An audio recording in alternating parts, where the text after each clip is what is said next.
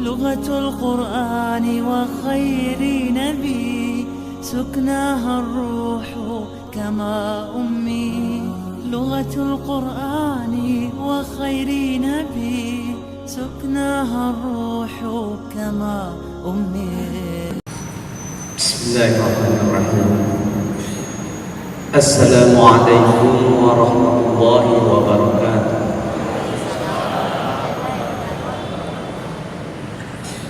الحمد لله حمدا كثيرا بجميع محامده كله ما علمنا منها وما لم نعلم. اللهم صل وسلم وبارك على سيدنا محمد الفاتح لما أغلق والخاتم لما سبق ناصر الحق بالحق والهادي إلى صراطك المستقيم وعلى آله وصحبه حق قدره ومقداره العظيم صلاة وسلاما دائمين متلازمين إلى يوم الدين. أما بعد. Yang saya hormati Andre Gurta, Ketua MUI Makassar, Dr. Kiai Haji Baharudin bin Abdus Safa MA, sekaligus Ketua Yayasan Masjid Raya Makassar. Yang saya hormati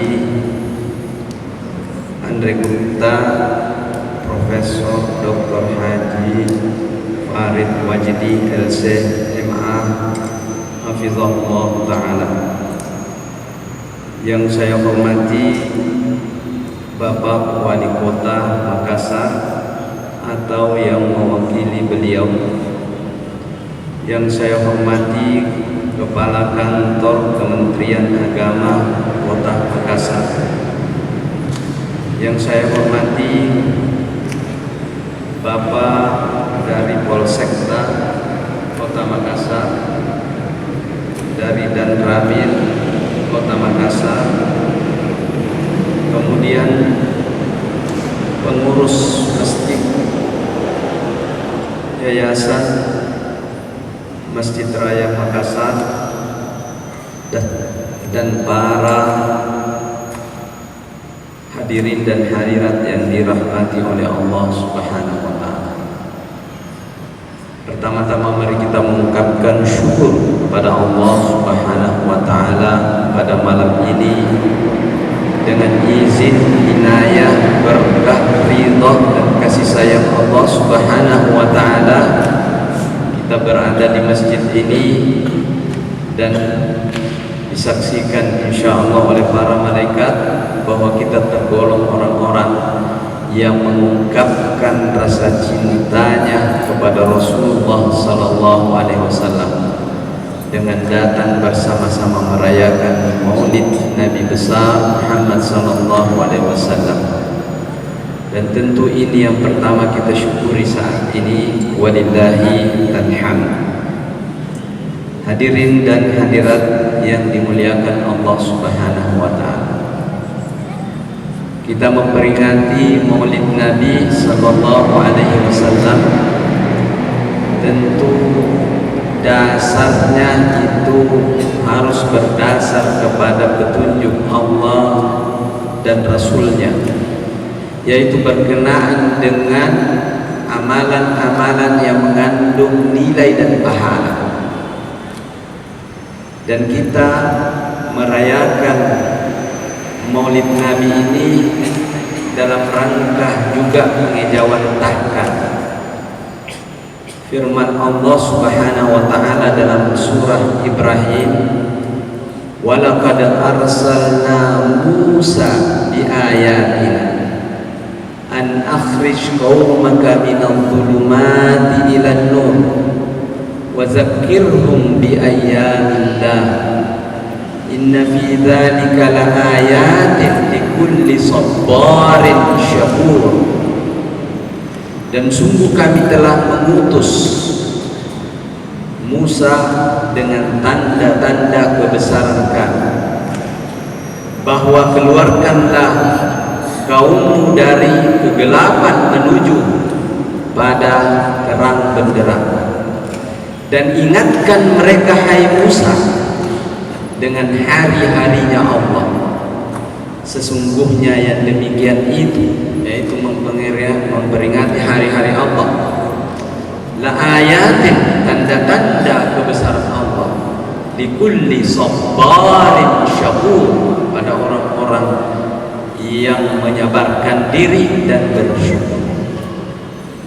Syekh Mutawalli Sya'rawi, seorang ulama besar mufassir dan seorang yang dalam pengetahuannya tentang Al-Quran, menafsirkan bahwa ayat ini yang dimaksud dengan ayyamullah yauma najatil anbiya'i wa falahihim wa khidlani abdihim, yaitu hari di mana Allah memuliakan hamba-hambanya dan menggagalkan seluruh upaya-upaya yang memusuhi hamba-hamba Allah, dan hari di mana Allah Subhanahu wa taala dipuji-puji,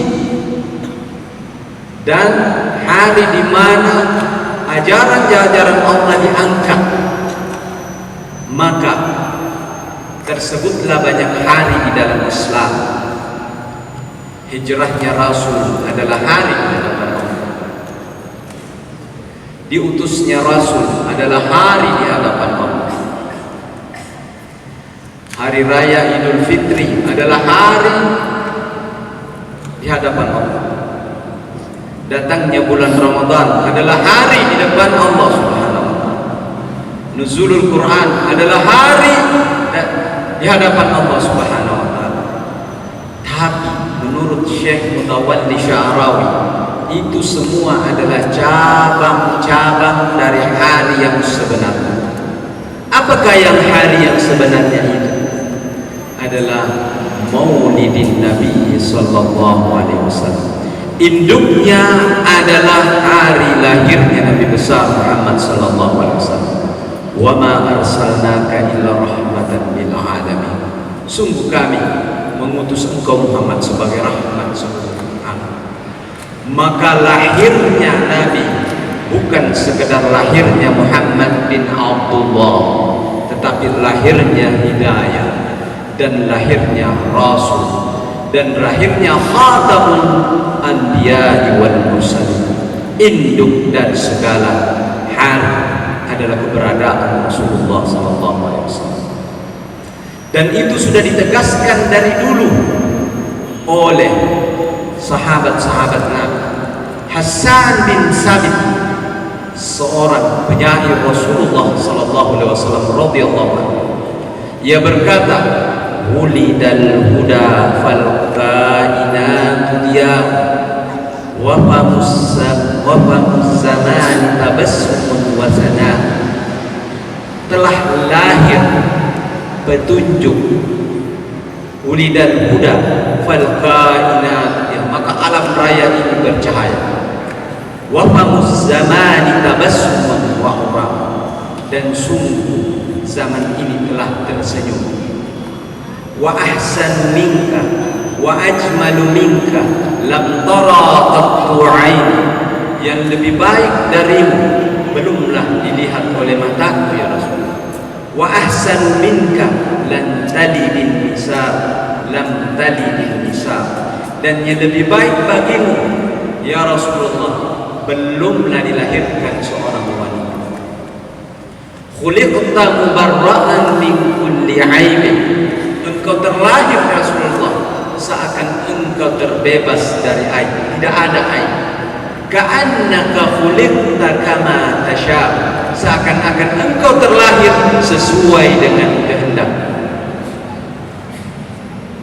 Syekh Yusuf Al-Qaradawi mengatakan, jangan pernah menyangka hari lahirnya Nabi adalah hari lahirnya seorang Muhammad bin Abdullah saja sallallahu alaihi wasallam, tetapi adalah harganya risalah ilahiyah di alam raya. Oleh karena itu, umat ini hendaknya memperingati hari-hari ini dengan membacakan sirah Nabi, mengungkapkan asyama'ilul muhammadiyah adalah sifat-sifatnya Rasulullah SAW yang sifatnya fisik. Bagaimana wajah Rasulullah, bagaimana leher Rasulullah, bagaimana cara berjalan Rasulullah, bagaimana cara makan dan minumnya Rasulullah.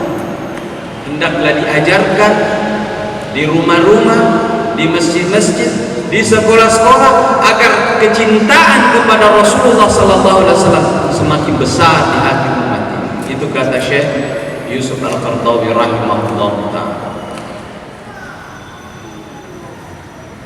Keberadaan Rasulullah SAW di dalam hati kita harus hadir. Bagaimana cara menghadirkan Nabi SAW di dalam hati, di dalam benak kita, di dalam pikiran kita? Kalau pada zaman Nabi, para sahabat itu gampang.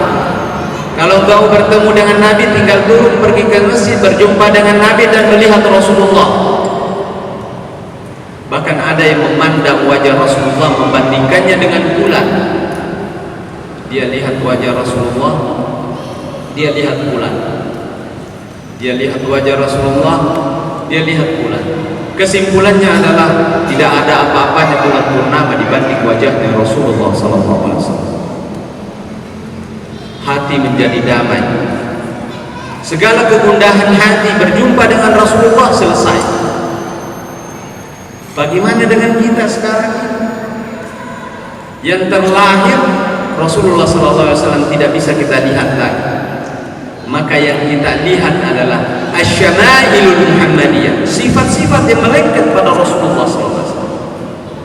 Ada satu kitab yang menceritakan tentang keindahan fisik Nabi SAW. Asyama'ilul muhammadiyah karangan Imam Tirmizi. Di situ adalah kitab yang terlama bercerita tentang berbagai fisiknya Nabi. Di situ diceritakan bahwa Nabi SAW apabila menoleh kepada seseorang, yaltafitu bi kulliyati, dia menoleh SAW seluruh badannya.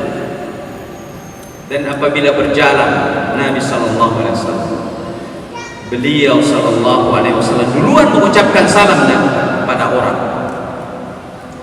Dan Rasulullah SAW sangat tawadu kepada sesama manusia. Pernah Nabi SAW berjalan bersama sahabatnya. Tiba-tiba ada seorang wanita yang agak sedikit terganggu akalnya. Dengan isyarat-isyarat mendatangi Rasulullah SAW yang sementara berada bersama sahabatnya berjalan. Ia mengatakan dengan bahasa isyarat, "Ya Rasulullah, saya mau berbicara denganmu ya Rasulullah." Nabi menyambutnya dengan penuh senyum. Rasul SAW mengatakan, tunggu. Di mana kamu mau ingin saya temui? Di sana. Baik, tunggu saya. Kata para sahabat, ya Rasulullah, orang ini agak terganggu sedikit. Sabar. Rasul SAW lalu menyabarkan temannya, sahabatnya, baru dia berjalan mencari tempat. Ada tempat di situ, kemudian ia duduk di tanah menyambut orang itu, kemudian berbicara dengannya dengan penuh kelembutan, sehingga wanita tadi mulai tersenyum-senyum dan merasa nyaman hatinya. Setelah itu dia pamit dan pergi. Kemudian Rasulullah SAW berjalan menuju sahabatnya dan mengatakan, alhamdulillah, orang ini sudah mendapatkan kesenangannya. Beliau adalah Rasulullah SAW, pemuka kaum pada zamannya, tetapi rasa tunduk dan tawadu yang ada di dalam hatinya adalah semakin membuat Rasulullah SAW mulia di sisi Allah dan di sisi manusia. Wajah Rasulullah SAW sebagaimana diceritakan dalam beberapa beberapa buku. Ada lagi satu buku yang menceritakan tentang Ar-Rawdul Basim fi Syama'ili Abil Qasim yang ditulis oleh Al-Manawi. Ada lagi satu buku Al-Anwar fi Syama'il Muhammadiyah ditulis oleh Imam Al-Baghawi. Maka itu semua menceritakan betapa keindahan yang ada pada fisik Rasulullah SAW sebelum maknawiannya, sebelum substansi yang ada di dalam dirinya. Di situ diceritakan bahwa wajah Rasulullah SAW adalah sempurna dari keindahan yang ada di dalam raya. Sementara wajah dari Nabi Yusuf alaihissalam adalah setengah dari keindahannya. Tidak ada apa-apanya Nabi Yusuf dibandingkan Nabi Rasulullah SAW. Ada yang bertanya, kalau saja Nabi Yusuf alaihissalam muncul di tengah-tengah wanita yang sementara memotong-motong sesuatu, sayuran dan sejenisnya, mereka memotong-motong tangannya. Mereka mengatakan, ma hadza illa malakun. Apa ini? Ini adalah malaikat. Tetapi kenapa tidak ditemukan cerita bahwa orang yang memandang Rasulullah SAW juga memotong-motong tangannya dan seterusnya? Para ulama mengatakan keindahan yang ada pada wajah Rasulullah SAW adalah diliputi oleh kesempurnaan cahaya ilahi, yang mana keindahan wajah Rasulullah bercampur dengan cahaya haibah, cahaya karisma akan kemuliaan yang menutupi syahwat manusia untuk memandangnya sekedar ingin dipandang sebagai sesuatu yang indah seperti bunga. Itu tertutupi oleh kemuliaan dan mahabbah Rasulullah SAW. Maka ketika orang memandang kepada Nabi, yang dipandang adalah sesuatu yang sempurna lahir dan batin. Sementara Nabi Yusuf alaihissalam dipandang oleh kaum wanita pada zamannya, dipandang secara fisik, tidak dipandang secara maknawiah. Inilah salah satu rahasia mengapa harus dihadirkan Asy-Syama'ilul Muhammadiyah, hal-hal yang berkenaan dengan keindahan Nabi SAW. Ketika keindahan itu hadir di dalam hati manusia, maka keindahan itu mengantarkannya kepada rasa tunduk kepada Allah Subhanahu wa Ta'ala dan memuliakan Nabi sallallahu alaihi wasallam. Bagaimana dengan yang lainnya? Selain dari asy-syama'il, Rasulullah memiliki khasa'is dan memiliki al-khuluq. Al-khasa'is adalah keistimewaan yang dimiliki oleh Nabi yang tidak dimiliki oleh siapapun di dunia ini. Yang pertama adalah diutus ke dunia ini rahmatan lil alamin. Tidak hanya diutus kepada orang muslim dan mukmin saja, tapi beliau sallallahu alaihi wasallam adalah nabi seluruh umat manusia. Ajarannya Nabi sallallahu alaihi wasallam adalah menyeluruh. Mereka yang tidak mau mendengarkan ajaran Nabi, itu adalah umat dakwanya Nabi. Diharapkan mereka suatu saat akan mendengarkan. Ketika Rasulullah sallallahu alaihi wasallam pada saat berdakwah ditimpuk, dicaci maki, dilempar batu. Ketika Rasul sallallahu alaihi wasallam berhijrah ke kota Taif, berdarah-darah, datanglah malaikat penjaga gunung bersama malaikat Jibril menawarkan, bahwa andai Rasulullah SAW setuju, maka kedua gunung yang tertinggi di bumi ini akan mereka akan melemparkannya kepada penduduk itu. Nabi menjawab, Allahumma hdi qaumi fa innahum la ya'lamun. Ya Allah, beri petunjuk pada kaumku, mereka itu tidak tahu. Nabi SAW sangat menyayangi umat manusia. Ketika Rasul SAW berada di suatu tempat, tiba-tiba jenazah orang Yahudi lewat, maka Nabi lalu berdiri memberi penghormatan. Ada seorang sahabat mengatakan, ya Rasulullah, itu jenazah seorang Yahudi yang selama ini membuat tipu muslihat padanya. Rasul menjawab, saya menghormati manusianya menuju pada tempatnya yang terakhir. Sallallahu alaihi wa alihi wa sahbihi wasallam. Itu berkenaan dengan khasais. Semua yang berhubungan, ini khasais yang sangat tinggi pada Nabi. Semua yang berhubungan dengan Nabi diangkat derajatnya di sisi Allah Subhanahu wa Ta'ala. Apapun itu. Dan yang pertama-tama diangkat adalah penyebutan Nabi Sallallahu Alaihi Wasallam. Yang mengucapkan salawat dimuliakan oleh Allah, yang menyalami Nabi, assalamu alaika ayyuhan nabiyyu wa rahmatullahi wa barakatuh, diterima salatnya oleh Allah Subhanahu wa Ta'ala. Allah berfirman, wa rafa'na laka dzikrak, dan kami angkat penyebutanmu hai Muhammad.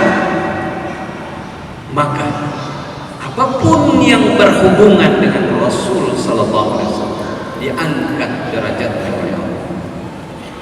Baik itu manusia, benda mati, waktu dan tempat, seluruhnya diangkat derajatnya di sisi Allah Subhanahu wa Ta'ala.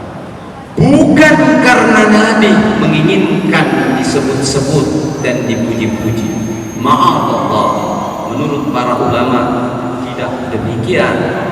Rasul tidak membutuhkan puji-pujian, tetapi di balik kecintaan umat ini ada rahasia yang terkandung di dalamnya, di mana dia diangkat derajatnya oleh Allah apabila mendekatkan diri kepada Rasulullah Sallallahu Alaihi Wasallam dan hatinya tertambat kepada Nabi. Wa rafa'na laka dzikrak.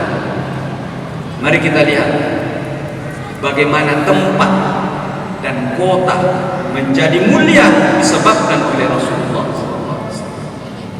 Allah Subhanahu wa Ta'ala berfirman, la uqsimu bihadzal balad wa anta hillun bihadzal balad. Saya bersumpah demi negeri ini, dan saya bersumpah untuk menempati hululuka bihadzal balad wa anta hillun bihadzal balad. Engkau menempati tempat kota Mekah menjadi kota suci yang pertama di dalam Islam, disebabkan karena Nabi lahir di tempat itu dan Nabi dipersiapkan oleh Allah untuk lahir di tempat itu. Maka diutuslah Nabi Ibrahim membuka kota Mekah, dan Nabi Ismail bersama Nabi Ibrahim membangun Ka'bah demi lahirnya khatamun nabiyina wal mursalin. Negeri Mekah sangat dicintai oleh Rasulullah SAW, tetapi ditakdirkan oleh Allah untuk meninggalkan kota Mekah menuju tempat yang lebih dicintai oleh Allah di muka bumi ini, yaitu apa? Al-Madinah Al-Munawwarah. Madinah Al-Munawwarah disebutkan sebagai kota yang penuh dengan cahaya karena berhubungan dengan Rasulullah Sallallahu Alaihi Wasallam, dan Madinah ditetapkan menjadi kota suci karena tempat hijrahnya Rasulullah Sallallahu Alaihi Wasallam. Nabi sangat mencintai kota Mekah, tetapi Nabi harus mengikuti perintah Allah untuk hijrah ke kota Madinah. Maka ucapan yang terakhir sebelum hijrah, Rasulullah bercakap-cakap dengan kota Mekah. Allahumma akhrajtani min ahabbil biladi ilayya ila ahabbil biladi ilayya. Ya Allah, Engkau keluarkan aku dari negeri yang aku paling cintai di dunia ini menuju negeri yang paling Engkau cintai. Ditetapkanlah kota Madinah menjadi tempat bercampurnya antara tanah dengan fisiknya Rasulullah SAW. Kota Madinah dihadiahi oleh Allah sebagai kota suci yang kedua karena keterhubungan dengan Nabi SAW. Al-Madinah Al-Munawwarah. Nabi SAW dalam peristiwa Isra dan Mi'raj dibawa oleh Buraq dan Jibril untuk mampir di kota Masjidil Aqsa, di Masjidil Aqsa. Maka tempat itu ditetapkan oleh Allah Subhanahu wa taala menjadi tempat suci yang ketiga, tanah suci yang ketiga bagi umat Islam, orang-orang mukmin. Ini tempat. Bagaimana dengan waktu? Waktu. Nabi bersabda, khairul quruni qarni, thumma alladhi yaluna, thumma alladhi yaluna. Sebaik-baik zaman adalah zamanku, baru setelahnya. Zaman yang termulia di antara seluruh zaman yang ada yang dihidupi oleh manusia adalah zamannya Nabi. Dan itu dipertegas oleh Al-Quran, kuntum khaira ummatin ukhrijat linnas. Kalian adalah sebaik-baik umat adalah sahabat dan orang-orang yang mengikuti petunjuk Rasulullah dan para sahabat. Lihat betapa keterkaitan dengan Nabi Sallallahu Alaihi Wasallam mengangkat derajat. Selanjutnya, pekerjaan yang paling mulia ditetapkan oleh Allah adalah yang sama pekerjaannya dengan Nabi. Itulah yang paling mulia. Karena sama pekerjaan Nabi, maka diangkat derajatnya orang-orang yang mengerjakan perbuatan yang sama dikerjakan oleh Nabi. Pertama adalah para anbiya sendiri, kemudian para sahabat, dan orang-orang yang memperjuangkan keadilan, kemakmuran, kedamaian. Itu adalah tugas Rasulullah Sallallahu Alaihi Wasallam, mempertautkan manusia yang bertengkar dan mencintai seluruhnya.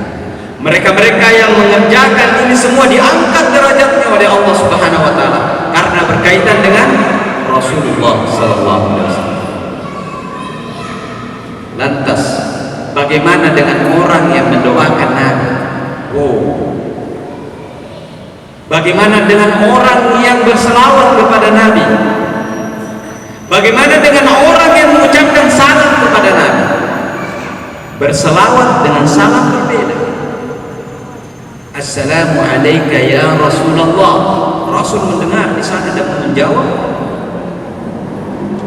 ma min ahadin yusallimu alayya illa raddallahu ruhi fa arudduhu ilayhi. Tiada seorang mengucapkan salam kepadaku kecuali Allah mengembalikan ruhku dan aku jawab.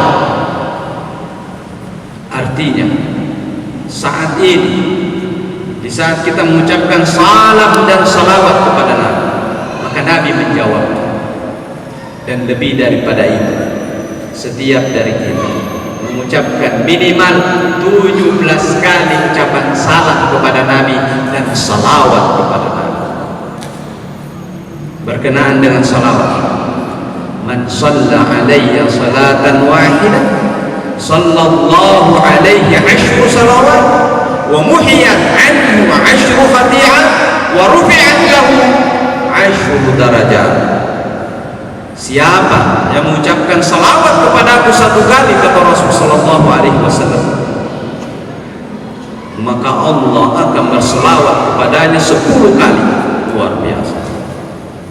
Dan Allah akan menghapuskan 10 dosanya, dan Allah akan mengangkat 10 derajat. 17 kali Pak, sehari semalam kita salat. Setiap kali kita salat, dalam tahiyat akhir kita berselawat dan salam kepada Nabi. Yang pertama kita ucapkan adalah Assalamu alayka ayyuhan nabiyyu wa rahmatullahi wa barakatuh. Siapa yang dimaksud dengan ayyuhan nabiyyu? Adalah Rasul sallallahu alaihi wasallam. Satu-satunya nabi yang dipanggil oleh Allah di dalam Al-Qur'an dengan kata ayyuha adalah Nabi Muhammad sallallahu alaihi wasallam. Begitu dimuliakannya Rasul sallallahu alaihi wasallam oleh Allah pertama kali sebelum manusia. Kalau Nabi Adam dipanggil ya Adam, uskun anta wa zawjukal jannah. Ya Ibrahim, ya Isa, ya Musa, ya Nuh.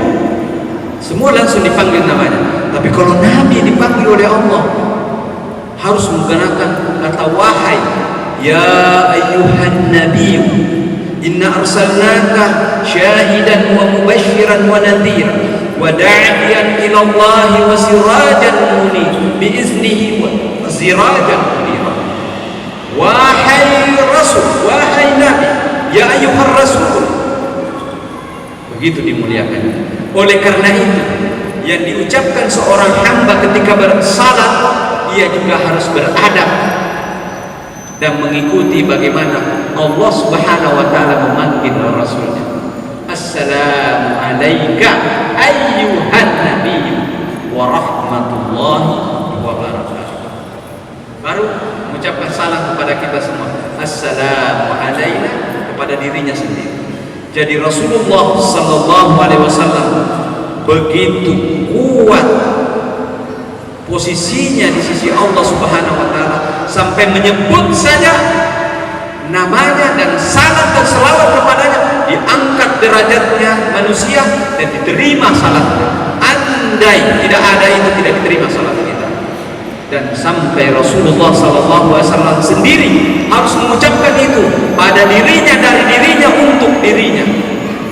Siapa yang pertama mengucapkan salat assalamu alayka ayyuhan nabiy? Rasul sendiri.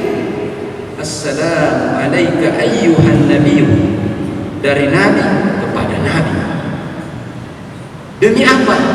Demi diterimanya tasyahhud sebagai syarat daripada diterimanya ibadah seseorang di hadapan Allah. Orang tasawuf mengatakan ini yang dinamakan an-nurul Muhammadiyah. Ini adalah cahaya Muhammad di sisi Allah Subhanahu wa taala, di mana Nabi sendiri harus mengucapkan salam dan selawat kepada dirinya sendiri. Kalaulah para nabi zaman dahulu itu memiliki cerita-cerita penting, cerita-cerita nasihat yang harus didengarkan, maka kita sebagai orang mukmin lebih utama mendengarkan cerita-cerita tentang Rasulullah SAW. Dan Nabi diperintahkan oleh Allah untuk mendengarkan cerita-cerita Nabi yang dahulu selain dirinya. Wa kullan naqussu 'alaika min anba'ir rusul ma nusabbitu bihi fu'adak wa ja'aka bi hadhihi al-haqq wa maw'izatun wa dzikra lil mu'minin. Setiap nabi-nabi yang pernah ada pada zaman dahulu kami kisahkan kepadamu Muhammad agar hatimu menjadi mantap dan itu menjadi nasihat dan pengingat bagi orang-orang mukmin. Jadi Nabi mendengarkan cerita, kisah-kisah pada zaman dahulu. Kita tidak tahu apa namanya cerita-cerita seperti itu. Maulid bisa saja cerita-cerita tentang kelahiran nabi-nabi terdahulu. Banyak cerita, tetapi ini adalah pesan penting bahwa kalau saja Nabi diperintahkan untuk mendengarkan kisah-kisah Nabi terdahulu, maka umat ini lebih utama mendengarkan kisah-kisah tentang Nabi Muhammad sallallahu alaihi wasallam.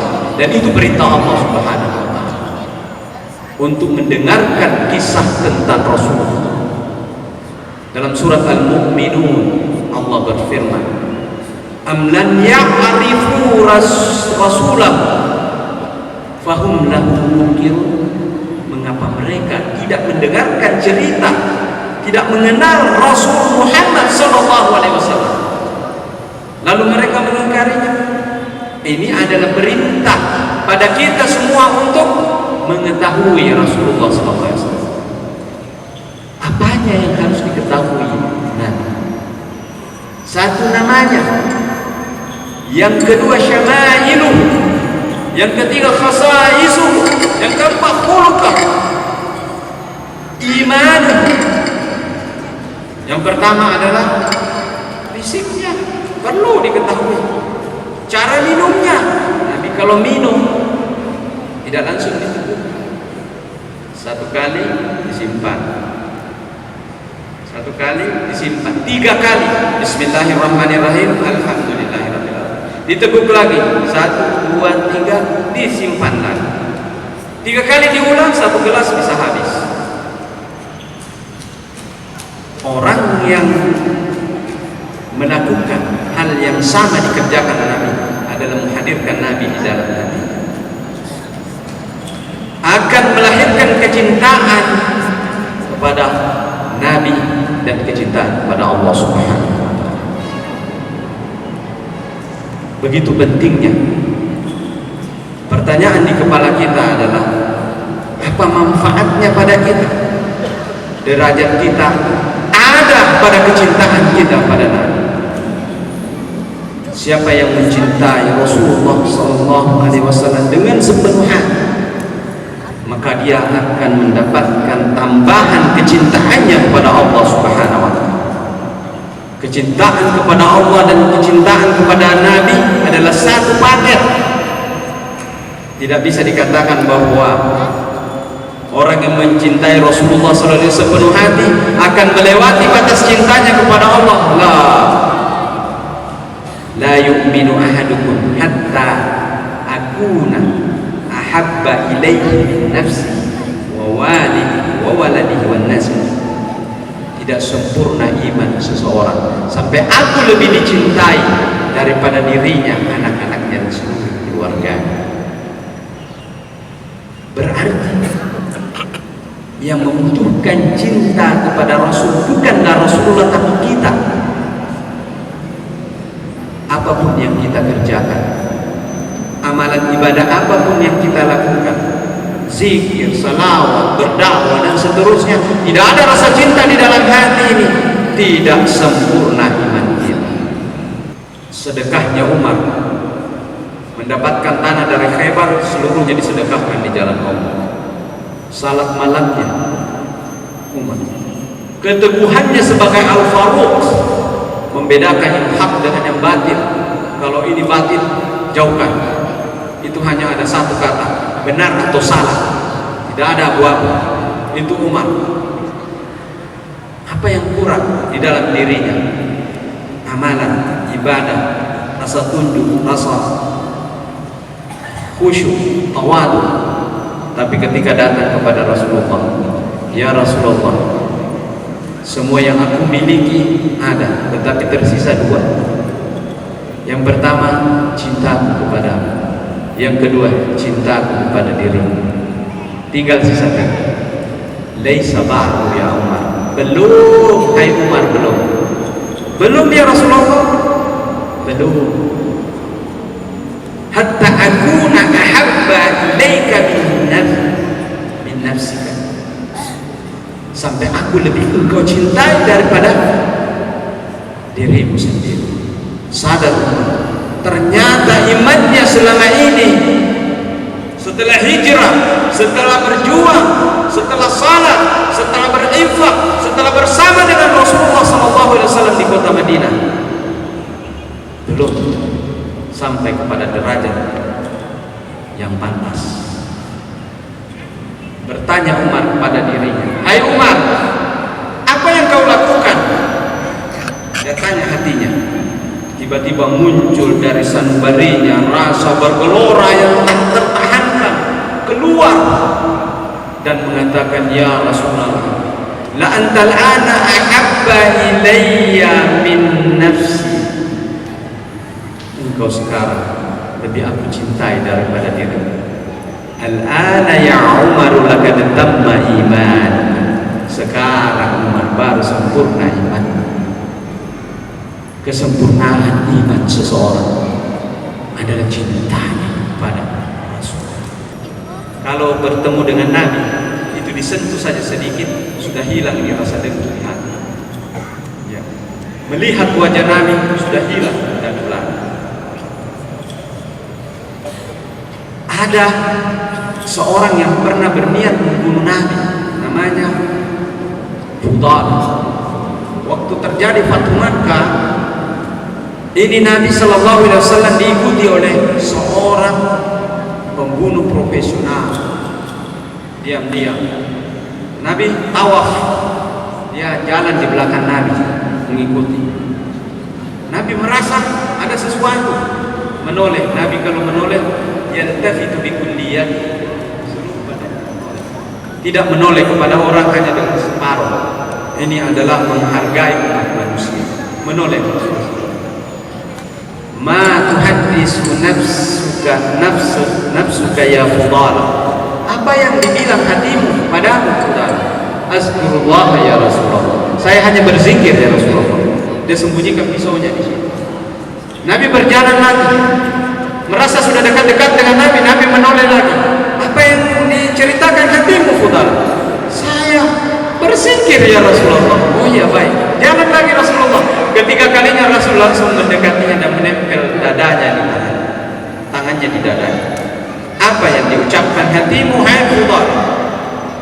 Nabi dalam mengatakan dalam riwayat hadis diungkapkan, "Fama wada'a yada Rasulullah sallallahu alaihi wasallam ma abghadun nasa ilayya fi wajhil ardi wa ma in rafa'a ma ahabbu ilayya min wajhil ardi." Ketika Rasul menempelkan tangannya, dialah adalah orang yang paling aku benci di muka bumi ini. Tetapi ketika dia mengangkat tangannya, dia adalah orang yang paling aku sayangi di muka bumi. Berubah. Ini namanya at-tahawul an-naw'i. Adalah perubahan yang drastis bisa terjadi pada manusia. Jadi modalnya adalah cinta kepada Allah dan Rasul. Bila kita ingin menebarkan rasa cinta di antara orang-orang yang terdekat di kita, pertama-tama adalah cintailah Allah dan Rasul. Melebihi cinta kita pada yang lain, maka kita akan memperoleh cintanya orang-orang yang mencintai kita. Itu adalah modalnya para ulama. Dan betapa butuhnya kita untuk mengungkapkan rasa cinta kita kepada Rasulullah sallallahu alaihi wasallam, sebab itu menentukan derajat kita di sisi Allah Subhanahu wa taala. شرفها الله بقرآنه فهي لخلود وبقاء وحباها من سحر بيانه ألفا يمتد إلى الياء